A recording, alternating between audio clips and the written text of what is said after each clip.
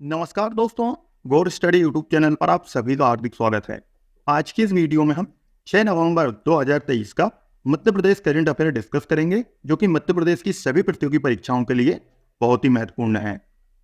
और आज की क्लास में हम क्या क्या करने वाले हैं, तो कल के मध्य प्रदेश करंट अफेयर का रिवीजन करेंगे। इसके बाद में आज का मध्य प्रदेश करंट अफेयर पढ़ेंगे और मध्य प्रदेश सामान्य ज्ञान के महत्वपूर्ण प्रश्न इसी वीडियो में हम डिस्कस करेंगे। और इसका पीडीएफ आप टेलीग्राम ग्रुप से डाउनलोड कर सकते हैं। टेलीग्राम ग्रुप का लिंक नीचे डिस्क्रिप्शन में दिया गया है।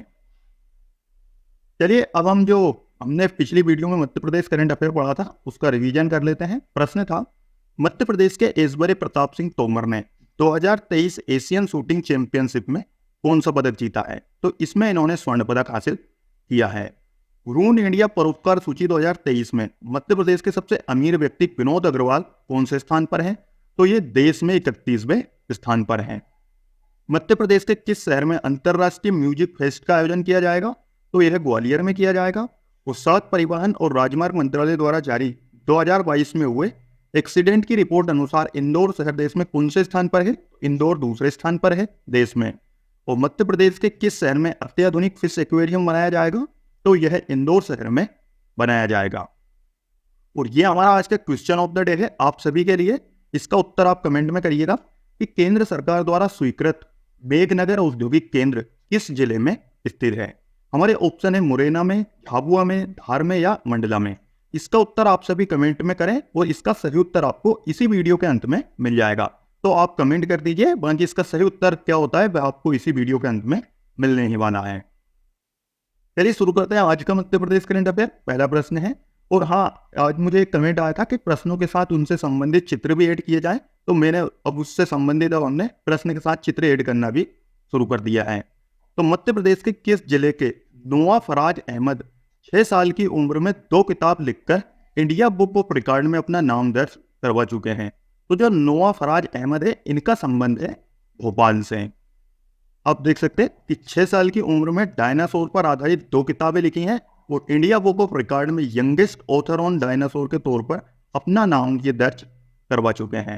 तो मध्य प्रदेश के भोपाल शहर के रहने वाले हैं नोआ फराज अहमद, और इन्होंने मात्र 6 साल की उम्र में डायनासोर के ऊपर 2 किताबें लिख दी हैं और 2 किताब लिखकर इन्होंने इंडिया बुक ऑफ रिकॉर्ड्स में अपना नाम दर्ज कराया है। इनका नाम यंगेस्ट ऑथर ऑन डायनासोर के तौर पर दर्ज किया गया है। और जो नोआ फराज हैं, इनकी जो पहली किताब है अल्फा डायनासोर, ये नवंबर 2022 में प्रकाशित हुई थी। जो नोआ फराज हैं, जिनकी उम्र 6 साल है, ये अंग्रेजी, हिंदी और स्पेनिश सीख चुके हैं और अब ये अरबी भाषा सीख रहे हैं, यानी कि इन्हें लगभग 4 भाषाओं का ज्ञान है। इसके अलावा अन्य महत्वपूर्ण प्रश्न भी देख लेते हैं।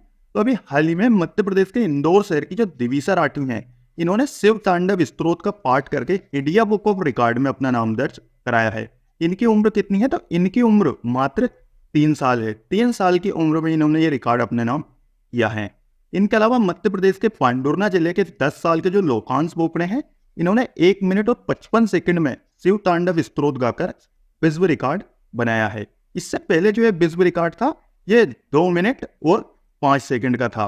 5 सेकंड का रिकॉर्ड था, जो कि इन्होंने तोड़कर 1 मिनट 55 सेकंड किया है। और पांडुरना ये मध्य प्रदेश का 54वां जिला है। भोपाल शहर में 35 कलाकारों ने अभी हाल ही में 75 मीटर लंबे कैनवास पर भारत का जो राष्ट्रीय पशु है बाघ, इस पर केंद्रित दुनिया की सबसे बड़ी गोंड पेंटिंग बनाकर वर्ल्ड रिकॉर्ड भी अभी बनाया है। इनके अलावा 18 फरवरी 2023 को महाशिवरात्रि के अवसर पर मध्य प्रदेश के रीवा में 1100 किलोग्राम वजन के एक बर्तन में 5100 किलोग्राम खिचड़ी बनाई गई, जिसे Asia book of world record में दर्ज किया गया है। और अभी हाल ही में सागर जिले के रहने वाले हैं अभिषेक चौबे, इन्होंने इटली में शोल्डर ब्लेड्स से 1294 किलोग्राम की गाड़ी 15 फीट तक खींचकर Guinness book of world record बनाया है। ये अभी हाल ही में बनाए गए वर्ल्ड रिकॉर्ड है, जिनमें मध्य प्रदेश के व्यक्ति शामिल थे। अगला प्रश्न है, मध्य प्रदेश का कौन सा शहर वेटलैंड सिटी बनेगा? तो वेटलैंड सिटी बनेगा भोपाल शहर। आप देख सकते हैं कि जैव विविधता से भरपूर शहर ये भोपाल बनेगा वेटलैंड सिटी। तो मध्य प्रदेश का जो भोपाल शहर है ये वेटलैंड सिटी बनेगा। और झीलों का शहर और समृद्धि जैव विविधता होने के कारण समृद्ध जैव विविधता होने के वजह से भोपाल को वेटलैंड सिटी का दर्जा मिल सकता है। जो राज्य वेटलैंड प्राधिकरण है, इसने इसका प्रस्ताव भी बना लिया है, जिसे केंद्र सरकार को भेजा जाएगा। इसके बाद में केंद्र सरकार इसे स्विट्जरलैंड स्थित रामसर ऑफिस में भेजेगी। अच्छा, वेटलैंड सिटी बनने के लाभ क्या होंगे? तो जैसे अगर भोपाल वेटलैंड सिटी बन जाता है तो देश दुनिया में शहर की एक अलग पहचान बनेगी। इसके अलावा पर्यटन को बढ़ावा मिलेगा और शहर की जैव विविधता व पर्यावरण के प्रति संवेदनशीलता प्रदर्शित होगी। शहरी विकास और पर्यावरण से संबंधित अंतर्राष्ट्रीय परियोजनाओं में प्राथमिकता मिलेगी और वेटलैंड संरक्षण के लिए विशेष योजनाओं का लाभ मिलेगा और तालाबों को प्रदूषण मुक्त रखने के लिए स्थानीय निकाय की प्रतिबद्धता भी सुनिश्चित होगी। अरे भारत में कितनी रामसर स्थल हैं? तो भारत में जो रामसर स्थल यानी कि वेटलैंड की संख्या है ये 75 हो गई है। तो मध्य प्रदेश में कितने वेटलैंड हैं? तो मध्य प्रदेश में वेटलैंड की संख्या 4 हो गई है। कौन कौन से हैं? तो पहला है भुज वेटलैंड, ये राजधानी भोपाल में स्थित है और इसे ही वेटलैंड सिटी बनाने के लिए प्रस्ताव भेजा गया है और इसे वर्ष 2002 में यूनेस्को ने रामसर स्थल की सूची में शामिल किया था। इसके बाद में जो सांख्य सागर वेटलैंड है, ये मध्य प्रदेश के शिवपुरी जिले में स्थित है। ये जो बांधवगढ़ राष्ट्रीय उद्यान है उसमें सांख्य सागर वेटलैंड, ये सांख्य सागर झील स्थित है, जिसे वेटलैंड का दर्जा हाल ही में 2022 में दिया गया है यूनेस्को द्वारा। सिरपुर वेटलैंड मध्य प्रदेश के इंदौर शहर में स्थित है और इसे भी 2022 में यूनेस्को ने रामसर स्थल सूची में शामिल किया।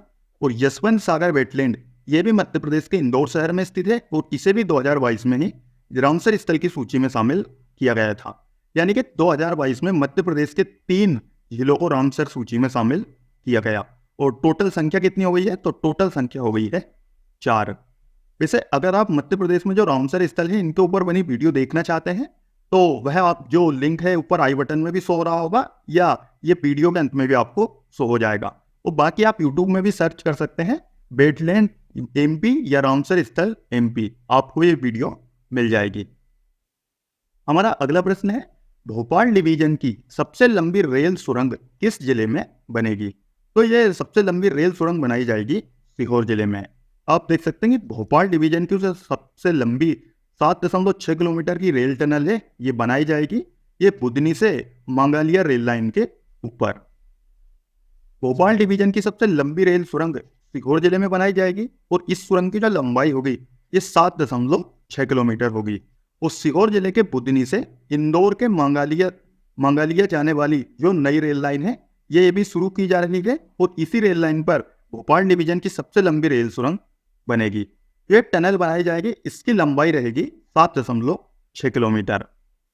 इसके अलावा इसी रेल लाइन पर एक और सुरंग बनेगी जिसकी लंबाई 1.5 किलोमीटर रहेगी और इसके अलावा ये 7.6 किलोमीटर की एक टनल अलग रहेगी। और अभी ये जो रेल सुरंग बनाई जाएगी ये सीहोर जिले का जो बुधनी है, बुधनी विधानसभा क्षेत्र, इसके हथनोरा खेरी के पास में बनाई जाएगी। इस नई रेल लाइन के बनने से बुधनी जंक्शन बन जाएगा और सीहोर जिले के सलकनपुर में भी रेलवे स्टेशन बनेगा जिसकी कनेक्टिविटी बुधनी से रहेगी। और सलकनपुर में आप सभी को पता है कि यहाँ पर देवी लोक का निर्माण किया जा रहा है। जब ये जंक्शन एक रेलवे स्टेशन देवी लोक में बन जाएगा तो यहाँ पर पर्यटन को भी बढ़ावा मिलेगा। मध्य प्रदेश की पहली 6 लेन सुरंग ये रीवा और सींधी जिले के बीच में बनाई गई है और 10 दिसंबर 2022 को हमारे जो केंद्रीय सड़क परिवहन एवं राजमार्ग मंत्री हैं नितिन गडकरी, इन्होंने मध्य प्रदेश में देश की सबसे चौड़ी और मध्य प्रदेश की सबसे लंबी सुरंग का लोकार्पण किया है। यानी कि जो ये सुरंग है इसका लोकार्पण 10 दिसंबर 2022 को किया गया और जो ये सुरंग है इसे मोहनिया टनल नाम दिया गया है। और इस सुरंग के ऊपर भी मैंने एक अलग से वीडियो बना रखा है, तो इसे भी आप अगर देखना चाहते हैं तो इसका लिंक भी आपको वीडियो के अंत में या ऊपर आई बटन में मिल जाएगा, तो आप इस वीडियो को भी देख सकते हैं। इस वीडियो में मैंने पूरा बताया है कि इसका लोकार्पण कब हुआ है, इसकी शुरुआत कब हुई थी, इसकी लंबाई कितनी है, सब कुछ हमने इस वीडियो में कवर किया है। दोस्तों, आगे बढ़ने से पहले मैं आप सभी को बताना चाहूंगा कि अगर आप मध्य प्रदेश करंट अफेयर्स की PDF खरीदना चाहते हैं तो आप हमारे इस WhatsApp नंबर पर संपर्क कर सकते हैं या डिस्क्रिप्शन में इन सभी PDF को खरीदने का लिंक भी दिया गया है, तो आप चाहे तो लिंक के माध्यम से ले सकते हैं या WhatsApp पे संपर्क कर सकते हैं। ये PDF आपकी MPPSC की परीक्षा के लिए बहुत ही महत्वपूर्ण साबित होंगी। चलिए हमारी वीडियो को कंटिन्यू करते हैं। अगला प्रश्न है, प्रदेश का पहला लाइट हाउस प्रोजेक्ट किस शहर में तैयार हुआ है? तो ये तैयार किया गया है इंदौर में। आप देख सकते हैं प्रदेश का पहला लाइट हाउस प्रोजेक्ट इंदौर में हुआ आबाद। इंदौर नगर निगम द्वारा शहर के कनाड़िया क्षेत्र में प्रदेश का पहला लाइट हाउस प्रोजेक्ट तैयार हुआ है। वो जो प्रोजेक्ट है ये स्मार्ट सिटी डेवलपमेंट का हिस्सा है। स्मार्ट सिटी के अधीक्षण यत्री महेश शर्मा के मुताबिक 2021 में प्रधानमंत्री नरेंद्र मोदी ने देश भर के 6 शहरों को प्रोजेक्ट शुरू करने का आदेश दिया था। इनमें लखनऊ, अगरतला के साथ ही इंदौर का चयन भी किया गया था और इस प्रोजेक्ट को pre fabricated sandwich panel technology से तैयार किया गया है। और अभी हाल ही में केंद्र सरकार ने all India smart city award 2022 की रैंकिंग जारी की है। इस रैंकिंग में नेशनल स्मार्ट सिटी अवार्ड 2022 का प्रथम पुरस्कार इंदौर शहर को मिला है। इसके अलावा 8वां जो स्मार्ट सिटी एक्सपो था, इसमें कुल 16 कैटेगरी में से मध्य प्रदेश के स्मार्ट शहरों को 7 कैटेगरी में अवार्ड दिए गए हैं। जो मध्य प्रदेश की सागर स्मार्ट सिटी है, इसके अभी हाल ही में हुडको अवार्ड भी मिला है। सागर स्मार्ट सिटी को जो ये अवार्ड है, ये लिविंग एनवायरनमेंट को बेहतर बनाने के लिए शुरू की गई सर्वोत्तम प्रथाओं के लिए दिया गया है। अगला प्रश्न है, इंदौर के 56 दुकान को कौन सी बार ईट राइट स्ट्रीट फूड का सर्टिफिकेट मिला है? तो ये मिल गया है इसे तीसरी बार। आप देख सकते हैं इंदौर का जो 56 दुकान है, इसे तीसरी बार ये ईट राइट स्ट्रीट फूड का जो सर्टिफिकेट है ये भी दिया गया है। ये अभी मैंने बताया कि तीसरी बार ईट राइट स्ट्रीट फूड का सर्टिफिकेट मिल चुका है। पहली बार कब मिला था? ये 2019 में मिला था। और इंदौर का 56 दुकान 2019 से ही प्रदेश में प्रथम स्थान पर और देश में दूसरे स्थान पर है। ये मध्य प्रदेश में प्रथम स्थान पर है और देश में दूसरे स्थान पर 2019 से बना हुआ है। पहले नंबर पर कौन है?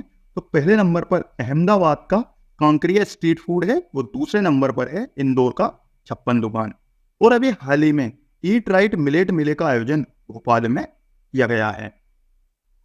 और इंदौर की जो 56 दुकान मार्केट है, इसकी तर्ज पर उज्जैन शहर में अब 36 दुकान मार्केट भी बनेगी और इसे तैयार करने में करीब 10 करोड़ रुपए की लागत आएगी। ये मैं अपनी तरफ से नहीं कह रहा हूँ, ये आप देख सकते हैं, इस पर आर्टिकल भी है कि इंदौर की 56 दुकान की तर्ज पर उज्जैन में बनेगी 36 दुकान और 10 करोड़ रुपए की लागत से मार्केट तैयार होगा। उज्जैन में नानाखेड़ा में इंदौर की तर्ज पर यह मार्केट बनाया जाएगा। एक और आर्टिकल देख सकते हैं नई दुनिया का, इंदौर की 56 दुकान की तरह उज्जैन में बनेगा 36 दुकानों का 90 लोग।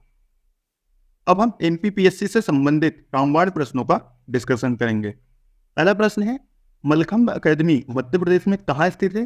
तो यह उज्जैन में स्थित है। मलखंभ अकेडमी उज्जैन में स्थित है और मलखंभ मध्य प्रदेश का राजकीय खेल भी है। इसे राजकीय खेल कब घोषित किया गया? तो इसे 2013 में मध्य प्रदेश का राजकीय खेल घोषित किया गया है। मध्य प्रदेश सरकार द्वारा जो प्रभास जोशी पुरस्कार है, ये भी मलखंभ के क्षेत्र में ही दिया जाता है। और राष्ट्रीय स्तर पर मलखंभ की 3 प्रकार के प्रारूप प्रचलित हैं। कौन कौन से? एक है फिक्स्ड मलखंभ, ये केवल पुरुषों के लिए है। इसके अलावा हैंगिंग मलखंभ, ये भी केवल पुरुषों के लिए है।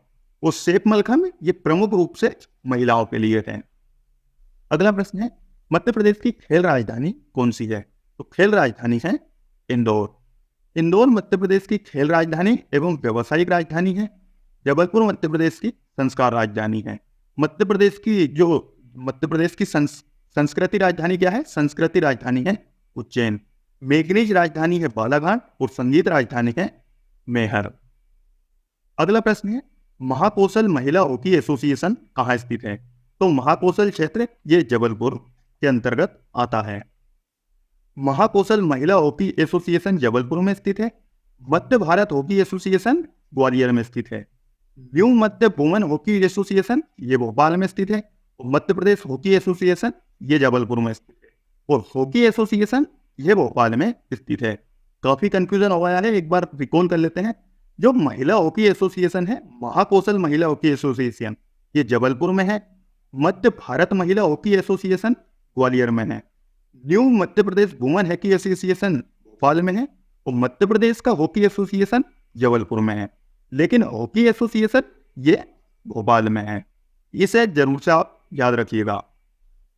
अगला प्रश्न है, मध्य प्रदेश के खिलाड़ी शंकर लक्ष्मण का संबंध किस खेल से है? इनका संबंध है, किस खेल से नहीं, किस जिले से है? तो इनका संबंध है इंदौर जिले से। हॉकी खिलाड़ी शंकर लक्ष्मण का जन्म महू इंदौर में हुआ था और ये भारतीय हॉकी टीम के गोलकीपर रहे हैं। इन्हें बुलेट यानी कि गोली के उपनाम से भी जाना जाता है। उपनाम से इन्हें जाना जाता है। ये भारत के पहले गोलकीपर कप्तान भी रह चुके हैं और इन्हें 1964 में अर्जुन अवार्ड, 1967 में पद्मश्री और 2016 में मरणोपरांत Dhyanchand lifetime achievement award से सम्मानित किया गया है। अगला प्रश्न है, अशोक पटेल स्टेडियम कहाँ स्थित है? तो यह जबलपुर में स्थित है। अशोक पटेल स्टेडियम जबलपुर में स्थित है। पंडित रविशंकर शुक्ल स्टेडियम ये भी जबलपुर में है। ऊषाराजे स्टेडियम इंदौर में स्थित है और रूप सिंह स्टेडियम भी इंदौर में स्थित है। और यह दूरिया रोशनी की सुविधा वाला स्टेडियम है। दूरिया रोशनी की सुविधा वाला। और मध्य प्रदेश का पहला जो कृत्रिम एस्ट्रोटर्फ कृत्रिम घास वाला स्टेडियम है वह ऐशबाग स्टेडियम है जो कि भोपाल में स्थित है। और ऐशबाग स्टेडियम का नाम भी बदल दिया गया है। ऐशबाग स्टेडियम का नाम बदलकर अब स्वर्गीय कैलाश सारंग के नाम पर रखा गया है। अगला प्रश्न है, नर्मदा महोत्सव का आयोजन कहाँ किया जाता है? तो यह जबलपुर में किया जाता है। नर्मदा महोत्सव का आयोजन जबलपुर जिले में किया जाता है और जनजाति फिल्मोत्सव का आयोजन इंदौर में होता है। लोकरंजन महोत्सव खजुराहो में होता है जबकि लोकरंग महोत्सव वह भोपाल में आयोजित किया जाता है।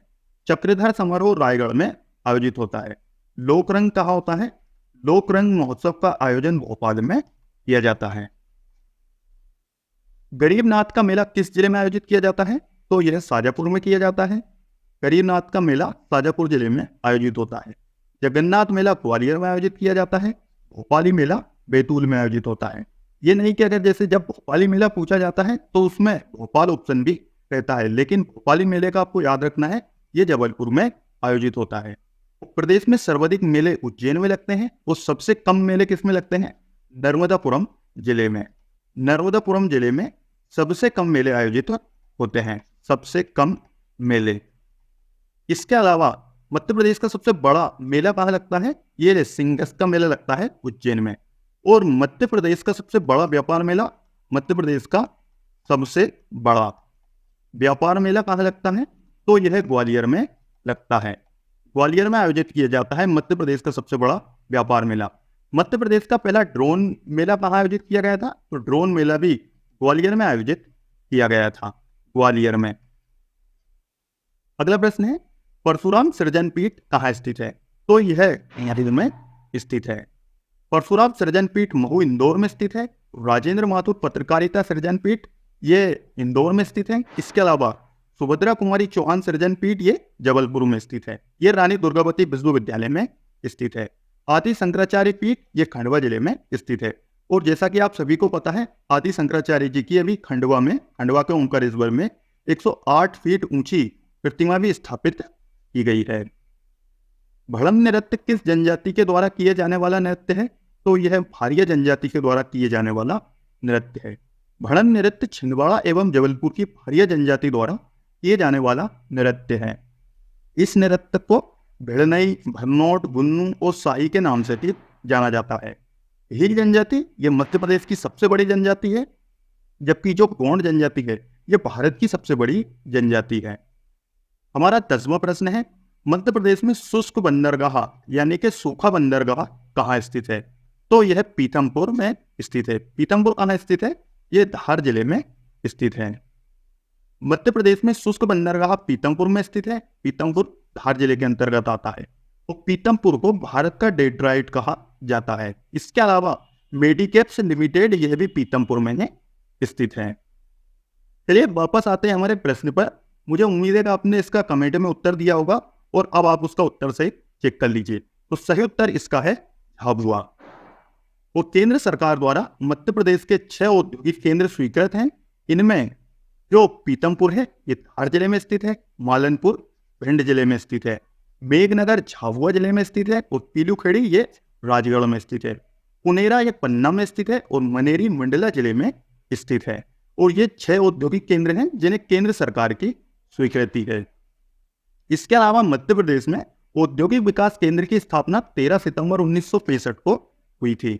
ये बड़े और मध्यम उद्योगों को तकनीकी और वित्तीय सहायता प्रदान करता है और औद्योगिक विकास केंद्र का जो मुख्यालय है ये भोपाल में स्थित है। इसकी स्थापना कब हुई थी? ये 13 सितंबर 1965 को स्थापित हुआ था।